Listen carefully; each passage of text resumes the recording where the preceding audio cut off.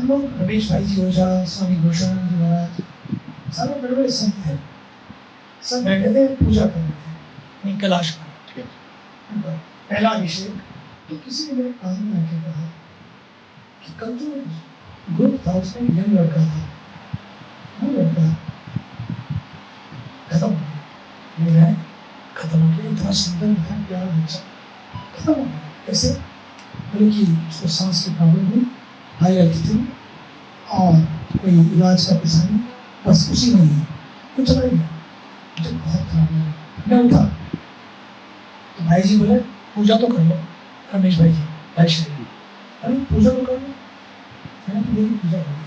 बोले पहली बार आ गया कैलाश में, पहली बार शिव पूजा मेरा होगा कहीं वो नहीं। उठा, उठ के मैं गया ये देखने के लिए कि यहाँ कोई कनेक्शन नहीं है, कम से कम कोई फैसिलिटी नहीं थी। वहाँ पर कोई टॉयलेट नहीं होते थे, कोई मकान नहीं होते थे, हम लोग टेंट लेके गए थे, टेंट पे गए थे, और पेट्रोल भी, सब्जी भी, सब कुछ साथ ले गए थे, डीजल भी 11 ट्रक लेके गए, और हमारे साथ करीब 75 गाड़ियाँ, लगभग 100 गाड़ियाँ अपने साथ थी। ढूंढते ढूंढते ढूंढते पता लगा एक कनेक्शन। और प्रॉब्लम ये कि उनको इंग्लिश नहीं आती, हिंदी नहीं आती, और हमको चाइनीज़ नहीं आती और टिबेटन नहीं आती, बात कैसे हो। तो हमने पता लगाते लगाते 4.5 घंटे लग गए मुझे। मैं पूजा में नहीं आया, पहली पूजा। हमने कहा यही पूजा है, पता लगाओ कि ये तुम्हारा ना हो। पता लगाया कि लासा में गवर्नर है, उनका एक कनेक्शन मिला, बात किया तो उन्होंने कोई इंटरेस्ट नहीं लिया। मुझे फिर यात्रा के बाद अमेरिका जाना था, फिर मैंने अमेरिका से कॉल किया, मैंने अमेरिका से बात की, करते करते करते उन्होंने मुझे बुलाया। मैंने ये नहीं कहा कि हम कोई आश्रम बनाना चाहते, हमने कहा यहाँ इन यात्रियों के लिए फर्स्ट एड सेंटर और कोई फैसिलिटी हो ताकि किसी और के साथ दुर्घटना ना हो। उन्होंने मुझे बुलाया, मैं गया, लंबी स्टोरी है। और मुझे है काठमांडू, कहा कि आप वहाँ मिलो। वहाँ गए, मिले, उन्होंने मेरे पास और दलाई लामा जी का वो फोटो देख लिया मेरी उसमें। अरे वो तो बिगड़ गए कि are you spy of Dalai Lama? I am not spy. तो बातचीत करके बोले if you want to build something, कल सवेरे $100,000 मस्ट भी दे। रात को ये 8:30-9 बजे की बात है, सब डिनर पे थे, हम तो करते नहीं। 8:30-9 बजे बोले $1,00,000 कल सवेरे बैंक में होगा तो हम बात करेंगे। तो मैंने कहा किसके खाते में आएगा? बोले नो क्वेश्चन। नो क्वेश्चन तो हम देंगे कैसे, किसको देंगे? बोले this is the Swift number, इस अकाउंट में आप देंगे। मैंने आंखें बंद की, आंखें बंद करने का मुझे ग्रीन लाइट दिखाई पड़ी, शंकर जी जैसा सामने लाइट दे रहे हैं। मैंने कहा डन। मैंने तुरंत अमेरिका फ़ोन किया, मैंने कहा कल सवेरे खाते में, क्यों वहाँ दिन था, यहाँ रात थी, कल सवेरे हमें खाते में चाहिए, तो आज अभी $100,000। बोले किस खाते में? मैंने कहा, उन्होंने कहा नो क्वेश्चन। बोले है किसका ये खाता?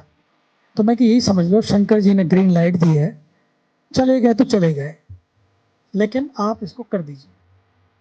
तो $1,00,000 उन्होंने तुरंत ही वहाँ से अपने, क्योंकि वहाँ ट्रस्ट था तो तुरंत कर दिया उन्होंने। अगले दिन सवेरे आए, वो तैयार करके लाए और तुरंत ही 10 एकड़ ज़मीन साइन कर दिया। फिर एक बना बिल्कुल मानसरोवर के तट के ऊपर, फिर दूसरा बना, फिर तीसरा बना 17,800 फुट के ऊपर, और धीरे धीरे वो सब शुरू हो गया।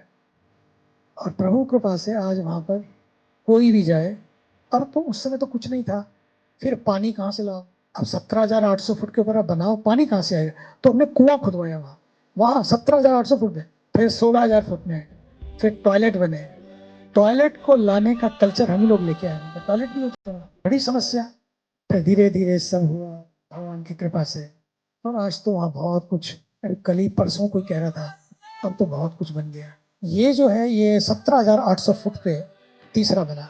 उस समय वो first man made structure on this earth था उस समय में। अब पता नहीं मुझे कौन बना है ये फर्स्ट मैन। अच्छा, फिर गाड़ी नहीं जाएगी, सब कंधे, याक या कंधे। एक ईंट 600 रुपए की पड़ी, क्योंकि इतनी दूर लेकर जाना, 4 दिन की गाड़ी, 4 दिन की गाड़ी और 4 दिन पैदल, 8 दिन आना 8 दिन जाना, एक कील भी कम हो जाए। इतनी अच्छी प्लानिंग हुई, चीन सरकार दंग रह गई। चीन सरकार ने अपने साथ एक एग्रीमेंट किया है कि अगले 50 साल में यदि कुछ भी डेवलपमेंट होगा, आप भी उस टीम में होंगे। कि प्लानिंग कैसे हो गया ये, इतने दिन के अंदर बनेगा, इतने दिन के अंदर ही बना। कितने बजे सीमेंट, खराब हो जाएगा। बर्फ़ वहाँ तो 2 बजे के बाद बर्फ़ पड़ जाती है, -17, 18 टेम्परेचर। लेकिन हुआ।